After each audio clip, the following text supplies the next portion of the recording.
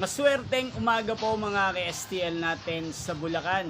Narito na po ang mga numerong nanalo sa STL Bulacan. Ngayong umagang ito, August 25, 2026, 11 a.m. Kaya't kunin nyo na po ang inyong mga ticket. Narito na po ang resulta.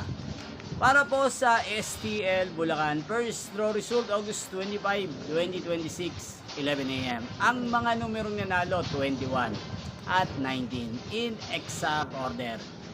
Sa lahat po ng nakataya ng mga numero niyan kanina, congrats po sa inyo.